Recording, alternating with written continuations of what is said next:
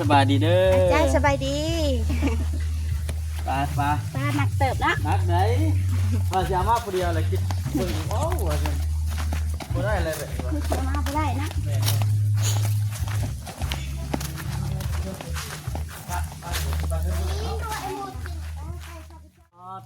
โอ้ตักแล้วพี่น้องเลยบ้านอ๋อโถ่กวงมีเงินไทยเงินคุยเบ้ยตักน้องสีเนาะอันนี้คือผ่ากระจางน้ำเงินพ่อเลยบอกดูเด็ดพี่น้องเนาะตัวนี้คือว่าสำเร็จเสร็จสิ้นบัตรพี่น้องเนาะตรงเป๊ะเลยตรงเป๊ะหักอันนี้ บอกว่าอยากนอนนาก็มือนี่ พอดีว่าทางแม่ป้าเราฝากเงินมาอันให้ซื้อสาดมาปูนี่ได้นี่ปูในเฮือนกับปูเฮือนใหม่เฮือนเก่ากับปูเบิดสองก้อนนี่ปูให้มันเบิดเลยวันไหนมันนั่นเป็นโชคเป็นดิบกับปาดใส่มีก่อนเช้าสิปากกับมีแต่ปลาปูตัวมันกวงกันแล้วเนาะปูให้มันเลยใครก็มาปูเป็นอันซอยไอเลินเพิ่นเป็น2 คนบอกมาทางแม่ป้าเพิ่นเห็นนะแล้วก็อยากเอาน้ำกินน้ำใจให้แน่2 ล้านจังได๋ใจมาจากคำชื่อว่าดีใจนะคือว่ามีเรื่องใหญ่เลยค่ะมีคือหมูคือคู่พออยู่พอกินคือทางเรือนทางซานค่ะมีอยู่คือหมูคือคู่ไปที่หันนั่งให้คิดว่าอนาคตของสิเป็นแบบใดเด้เนาะทางเรือนทางซานที่นี่น้ำหมูน้ำคู่บ่นะก็ลืมบุญคุณทางแม่บ้าเพิ่นที่ว่าสุกนู่ซอยภาระทุกสิ่งทุกอย่างเพิ่นสุกนูซอยก็เลยแบ่งเบาไปเรื่อยๆก็ขอบมขอบใจเพิ่นหลายๆนะคือเพิ่นคืออีดูสงสารเพิ่นทุกข์ยากปากมองบ่มีบ่อนอยู่บ่อนเศร้าทุกข์ยากบ่มีบ่อนพักมีลูกมีเตาหลายคนแต่บ่มีเรือนบ่มีศาลพาลูกพาเตาอยู่ก็ขอบมขอบใจเพิ่นที่เพิ่นสุกนูซอยจนมาฮอดปัจจุบันก็ดีใจหลายบ่จักคำสิเว้าสิขอบใจเพิ่นใดมีแต่ว่าขอให้เพิ่นอยู่ดีมีแฮงขอให้เพิ่นลำรวยปรารถนาสิ่งใดขอให้เพิ่นได้สิ่งนั้นเด้อขอให้เพิ่นมีสุขภาพแข็งแรงขอให้เพิ่นลำรวยนะดีใจหลายสาธุดีมุกดีใจนำ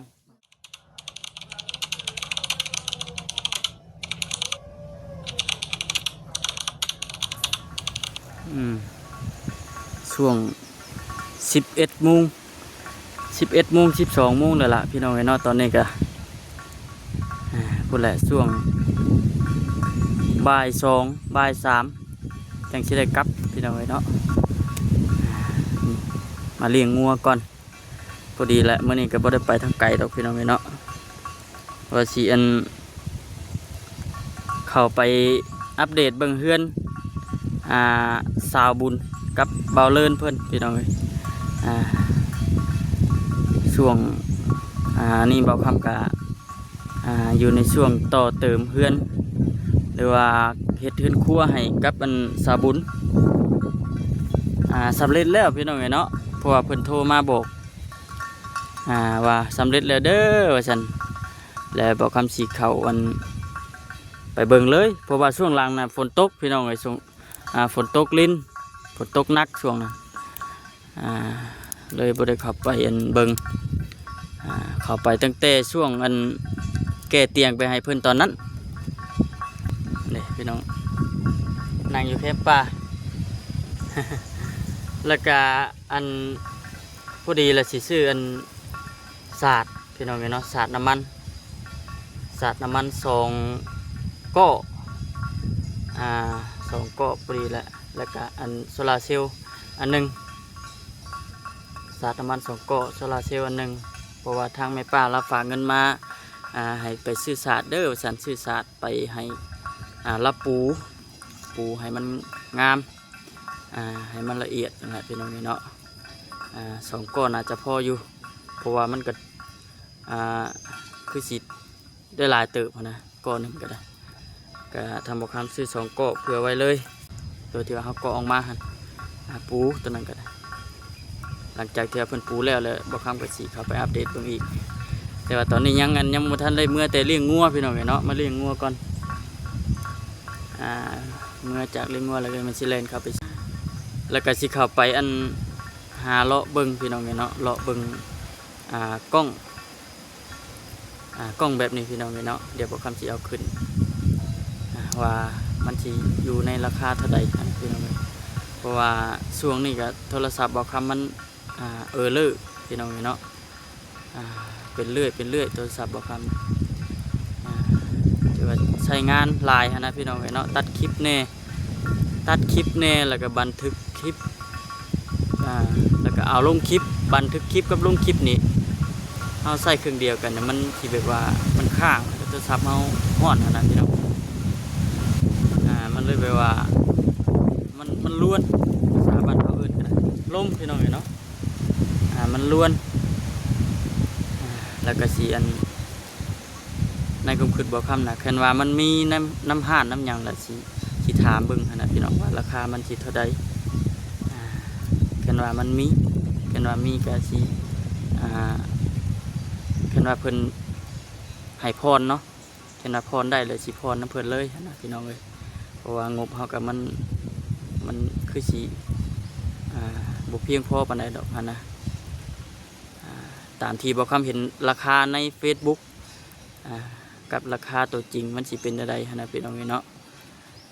เดี๋ยวสิไปถามเบิ่งก่อนเพราะว่าบ่คำอยากกันเอามาถ่ายคลิปแล้วก็ไปว่าแบ่งเบาโทรศัพท์หน่วยนี้แน่นะพี่น้องเพราะว่าเครื่องเดียวแล้วมันแบบว่า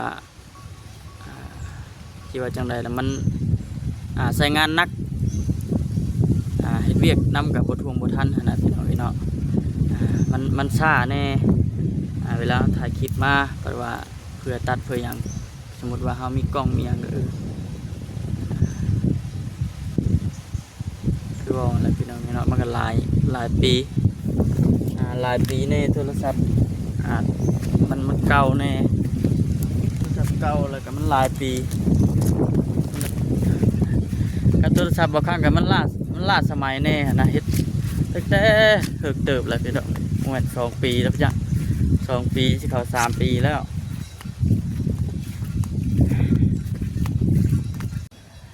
ก็เลยสิเข้าไปสอบถามเบิ่งก่อนนะคันว่ามันมีก็สิคือบอกคำเว้าหั่นแหละพี่น้องเนาะอันบอกคำเบิ่งใน Facebook น่ะมันเป็นกล้องมือ2บ่หรือว่ามือ1เดี๋ยวสิสอบหาเบิ่งอีกขึ้นว่ากล้องมือ2มันราคามันสมมาพาควรกับสิเอานะพี่น้องประมาณล้านปลายมีบ่เนาะประมาณล้านปลายบัดเบิ่งในอันกระเจ้าโฟดขันต่ำในประมาณ5 ล้าน2 แสนนี่แหละพี่น้องเนาะแต่ว่าเขาก็สิชอกเบิ่งก่อนมันมีเท่าใดไปพี่น้องมีแต่ว่าติดตามเบิ่งกันแหละพี่น้องเนาะเพราะว่าหลังจากที่ว่าเขาเมื่อแต่เลี้ยงงัวแล้วก็มันสิเล่นเข้าไปเฮ็ดเวียกให้มันสำเร็จเสร็จสิ้นเลยแล้วก็เข้าไปอัปเดตเบิ่งเฮือนว่าสิเป็นจังใดพี่น้องติดตามเบิ่งจังใดคือว่าอะไรต้องขอบคุณหลายๆเด้อทางแม่ป้าขอให้ยันอยู่ดีมีแห้งสุขภาพแข็งแรงเด้อเนาะอายุหมั่นขวัญยืนเด้อดีมุกดีใจที่ว่าทางแม่ป้าเราไว้วางใจไว้เนื้อเชื่อใจให้เป็นสะพานบุญให้ก็ถือว่าสำเร็จเสร็จสิ้นแล้วไปแล้วก็เราติดตามเบิ่งเด้อพี่น้องเด้อ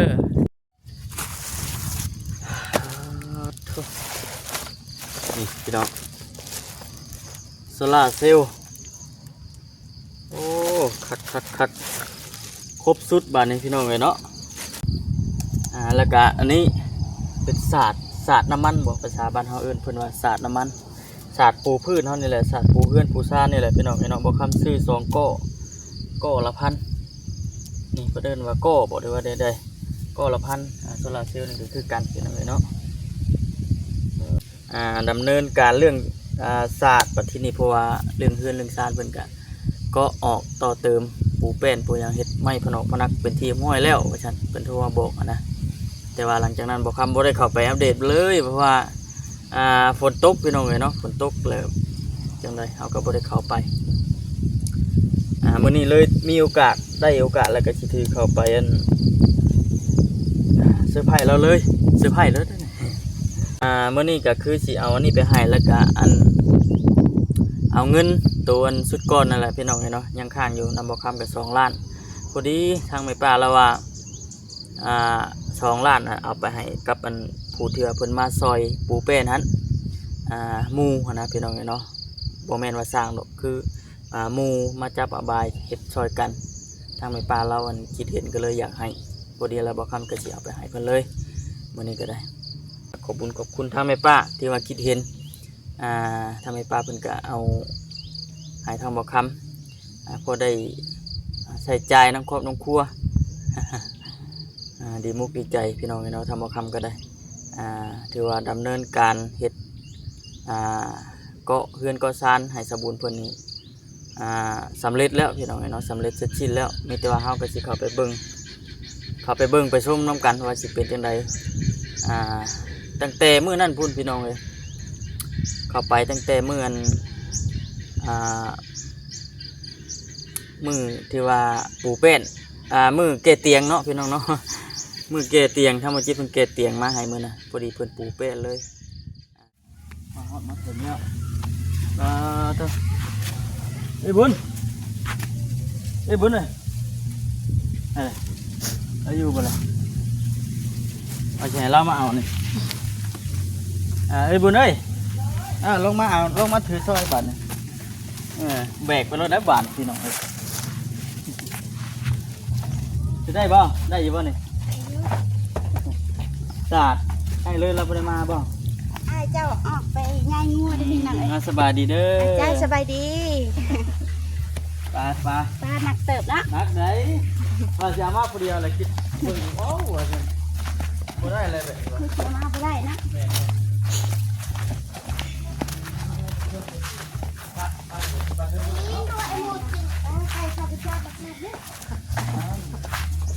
ไก่กับไปเจาะกระชากบาน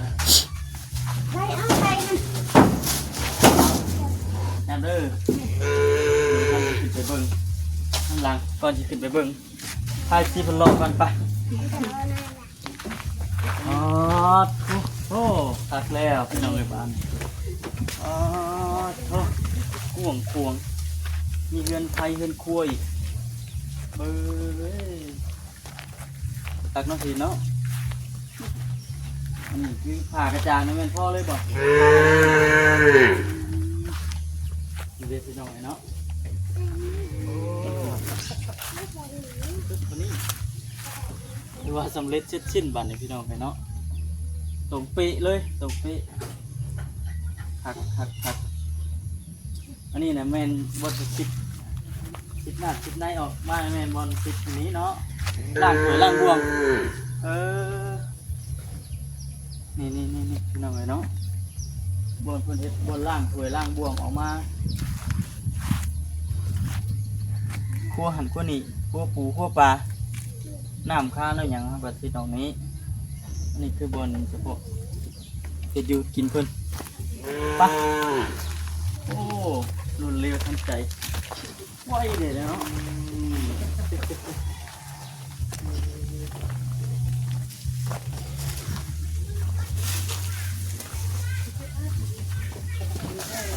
เตียงเพิ่นกันปลาไว้ลุงพุ่นเนาะตั้งช่างเพิ่นมาเอาแล้วบ่เตียงมาเอาแล้วหน่อยเมื่อเลื่อนแล้วมันจะเต็มมือหน้าไปส่งเลยบ่เพิ่นมาตอนแรกเลยเพิ่นกินเพิ่นเอามาเลยอายจะมาเอาเด้อเตียงเด้อเพิ่นซื้อมาให้แล้วไปเพิ่นมารอเพิ่นก่อนเด้อจังสิมานั่งร่วมกันเนาะน่ะเนาะอะไรรอต้องเสร็จต้องตรวจเพิ่นก่อนพี่น้องป้ายังบ่ทันได้ยังวะนี่นี่ดิเพิ่นโอ้มันคือได้บัดนี้เนาะก็เพราะว่ามันก็สบายนะวันเฮ็ดอยู่เฮ็ดกินบ่มีลมบ่มีหยังพาเข้ามานี่ว่าวันเฮ็ดอยู่เฮ็ดกินเพิ่นด้วยบ่ มันก็ง่ายกว่าแต่เก่าหน่อย โอ้มันก็คัก ค คน น ละ เล่นคลองก็ง่ายมันก็เลยมาเฮ็ดอยู่เฮ็ดกินอันนี้ก็สบาย สบายสบาย แม่นอน แม่นนี่เดี๋ยววันถึงวันละ ซ่านเนาะแม่น้ำในล้างถ้วยล้างบ่วง แม่นั่นแหละครูแข่ง อืม หมอแม่ก็มาตั้งไว้นี้ล้างถ้วยล้างบวงน้ำเปื้อนน้ำเปื้อนมันจังไหลลงไปพุ่นเบิดผู้ อืม มันค่อยแน่เฮ็ดแล้วก็แม่นใช้งานเลย แม่นคอยเฮ็ดลายมือเติบ บ่ สิแล้วเพิ่นก็ใช้เวลาเติบ ทั้งพุ่นแหละคักพี่น้องเอ้ยเนาะนี่ขนมน่ะให้ทั้งคนน้อย เอ้า เอ้าเฮ็ดจังไดอ่ะ ใจ เนาะอยู่เฮือนครบยังสิออกหน้าอยู่บ่มื้อนี้ เดี๋ยวบ่ได้ออกมันแกว่าสิขุดละหัวต่อ โอ้ย ไอ้เพิ่นแก่ละหัวมาให้แล้ว ยังสิอันคนละครัวอีก แม่น อื ทาง ม หัวก็อายเพิ่นเบิ่งมานี่ฮะ บ่ ก็สิอยู่ขุดละหัวหน่อย เออ เที่ยวมื้อนั้นเฮือนคุมื้อแต่ว่ามื้อใดฝนตกก็จุนั่นนะมื้อใดแดดก็ตอนเช้าออกไปเลี้ยงงัวตอนแรกแล้วก็มา มื้อใดฝนตกนะแม่นอัน นั่นนะ นอนนะ แม่น อืม นั่นน่ะก็ว่ามื้อเดียวแล้วก็ฝนตกแห้งเลยก็ปมมานอนเฮือน บ่ มันนอนบ่ได้อยู่นามันแบบเที่ยงน้อยมันขาดมันเปียกหมด เห็น มันก็ปบมานอนเฮือนคือเก่าพากันแข่งคนมานอนเฮือน เออ แต่สลายพวกน้องเขาบ่อยากนอนหน้าแล้วก็มื้อนี้มานอนเฮือนแม่เอ้ยเฮือนเฮาใหญ่แล้วอะมานอนเฮือนม่วน มันเลยคักเด้เนาะง่วงสวัสดิ์เสวยคัก เขาก็บ่ค่อยอยากนอนหน้าก็มื้อนี้ พอดีว่าทางแม่ป้าเราฝากเงินมาอันให้ซื้อสาด เรา มาปูนี่แหละนี่ เรา ปูในเฮือนกับปูเฮือนใหม่เฮือนเก่ากับปูเบิด โดยนะ สองก้อนนี่ปูให้มันเบิดเลยวันไหนมันนั่นเป็นโชคเป็นดิกับปาดใส่มีก่อนเช้าสิปาดกับมีแต่ปลาปูตัวมันกว้างกว่าแล้วเนาะ โดย ปูให้มันละเอียดเห็นแล้วนี่เฮาบ่ได้เห็นกบเด้เนาะ อืม เป็นเฮาบ่ได้กบมันก็จะเป็นคนเป็นหยังไง นี่ก็ว่าเฮาอยู่แล้วเฮาปัดเลยมันก็เกลี้ยง เกลี้ยงเลยติ แม่นทั้งนั้นก็บ่ได้กบว่าอยู่ไปอยู่มาปัดเลยก็เกลี้ยงไปนำ นางเงินใบพื้นนอนกิ่งไปเป็นเติร์ดบัดก็มีหดระบบระเบียงตัวเก่าได้ง่ายมากพี่เนาะ แม่นตัวเก่าก็เลย ตัวนี้ดิ ตัวใหม่หน่อย เฮ็ดใหม่บ่ตัวนี้ แม่นเป็นใส่เอาใหม่ เออ ตัวนี้น่ะเอาตัวเก่ามาใส่ คัก เป็น คัก น คั ก ก มาเลย ดีใจบ่ ดีใจดีใจ ทำอิฐนี่เด้อพี่น้องทำอิฐนี่ เจ้านั่นแหละ ทำอิฐนี่ทางแม่ป้าแล้วว่าวางแผนว่าสิเกาะเรือนครัวให้ก็คือเกาะลงแบบเฮ็ดเรือนครัวอยู่พื้น โดย สุดท้ายมาไปสิก็โอ้แฮงคักบัดพี่น้องเอ้ยเนาะคือว่าพวกฟันเราก็ ไปลูกมีจะทำจับภาษา เป็นจริงไว้ท่านซะไกลคือชาติประชาแล้วเนาะแล้วก็อันชื่อแผงโซล่าร์เซลล์แผงโซล่าร์เซลล์มาไว้ใช้นี่เลยคุณแรกบัตรทางไอ้เลินมากคุณแรกเห็นเราเห็นเออ ไข่จะเจ้าไอ้ประตูไว้ไอ้จะมาแล้วไอ้จะติด แต่ว่าแผงมันนี่ อัดเลยลูก อ๋อต้อง ออกมาอัดเลย ต้องตากแดดไว้ก่อนแล้วถึงมันเพราะว่าอยู่ในห้านเพิ่นเด้เอามันบ่ถึกแดดทีหยังเนาะนี่เด้คักแล้วนี่บ่ เสือกอยู่ใน แม่นอยู่ดิอยู่ดิ เดี๋ยวว่าได้เลยสเตาเป็น ครบถือว่าครบเลยนะ อันเครื่องมือเพิ่นเอาให้ ตัวเก่ากาไว้ทางน้องตัวนี้กาไว้นั่นก็ได้ ตัวเจ้าเลยซื้อไว้ไหน อืม เพราะว่าตอนคืนมันมืดเลยคืนนี่กะแมงอันกี่แคบหน่อยได้กี่แคบหน่อยเดี๋ยวมันมากัดมือนะ เอาแล้ว เกี่ยวมือแบบเพิ่นนั่งหายเฮ้ยมายังลูกนั่นจะพยานั่งมันมืดที่หลอกได้แบบบ้ากี่แคบอยู่ในมือฮักอะจับมาอีกี่แคบวีทิมในมุงจับมาอยู่ใช้ที่หยาบเลยงงมันก็เจ็บเจ็บเหรอเจ็บนี่เป็นแมงหงอดหน่อยฮะถ้าเป็นกี่แคบใหญ่หันเว้ยแม่นั่นเองพอเพิ่นกะออกไปยังหอยเมื่อคืนนี่ออกไปยังหอยสลีมาขายแล้วก็นอนเดือน4 คนเลยลูก บ่ เด็กๆมาเพิ่นหายหายยังเด้อว่าตะกี้เพิ่นก็บ่เห็นหาย จะได้เป็นขี้เข็บ ขี้เข็บน้อย แต่จะว่ามันขี้เข็บใหญ่เนาะ แม่น เข็บตัวใหญ่บ่แห้งแล้ว เลยเอาหม้อมาเป่าอีกแล้วว่าโอ้ยนะ พอดีว่าทางนั้นไอ้เลิศเราบ่อยู่มื้อนี้เราอยู่นะ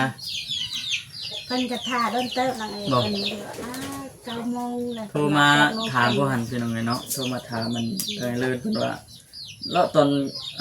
บ่คันโทรมาเราอยู่หน้าบ่ได้คือ แม่เราอยู่นะแล้วเอามาส่งมาเปิดจะบ่ออกก็อย่าเด้อมื้อนี้เราคำเพิ่นสิเข้ามาได้เฮ้ยว่า อืม เดี๋ยวค่อยออกไปเบิ่งเองงัวเพิ่นแล้วก็อยู่เรือนเลยขุดละหัวเลยเด้อเพิ่นว่า แม่นถือว่า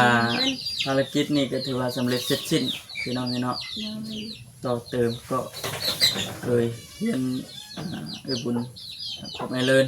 เจอสำเร็จเสร็จสิ้นแต่ว่าสิเป็นจังไดต่อก็มีแต่ว่าติดตามเบิ่งไปนำกันดีพี่น้องเนาะมื้อนั้นทางไผก็มาปลูกแป้นอันซอยแม่เลินเพิ่น2 คนบอกมาทางแม่ป้าเพิ่นเห็นนะแล้วก็อยากเอาน้ำกินน้ำใจให้แน่แล้วก็ได้ให้เราไปซื้อกันซื้ออยู่ซื้อกิน2 ล้านเป็นจังได ดีใจมาจากคำชื่อว่าดีใจนะคือว่ามีเรื่องใหญ่เลยค่ะมีคือหมู่คือคู่พออยู่พอกินคือทางเรือนทางซานก็มีอยู่คือหมู่คือคู่แต่ที่หันนั่งให้คิดว่าอนาคตของสิเป็นแบบใดเด้เนาะทางเรือนทางซานที่นี่น้ำหมู่น้ำคู่บ่นะก็คือสิไปหาเงินนาคันกะเอากับเป็นคนบ่มีลูกเอากับบ่มีใครเอาให้เลยนั่นคือแต่มาความฝันกับเป็นจริงคือคือว่าสิมีสมองบ่ล่ะแล้วก็บัดนี้ก็มีก็บ่ลืมบุญคุณทางแม่บ้านเพิ่นที่ว่าสุกนูซอยภาระทุกสิ่งทุกอย่างเพิ่นสุกนูซอยก็เลยแบ่งเบาไปเรื่อยๆก็ขอบมขอบใจเพิ่นหลายๆนั่นคือเพิ่นคืออีดูสงสารเพิ่นทุกข์ยากปากมองบ่มีบ่อนอยู่บ่อนเศร้าทุกข์ยากบ่มีบ่อนผักมีลูกมีเตาหลายคนแต่บ่มีเรือนบ่มีศาลพาลูกพาเตาอยู่ก็ขอบมขอบใจเพิ่นที่เพิ่นสุกนูซอยจนมาฮอดปัจจุบัน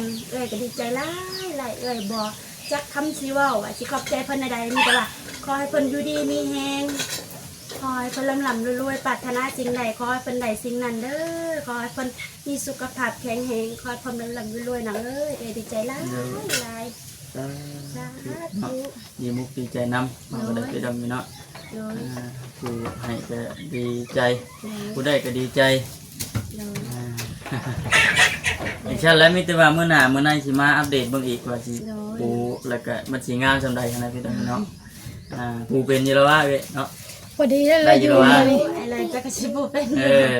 อันเฮือนครัวนี่สิได้สิปูบ่เฮือนครัวนี่ก็ เอาคำมันเหลือกับปู ปูเด้อเนาะเพิ่นว่ามันเหลือเด้อ โดย เพิ่นว่ามันเดืออาจจะปู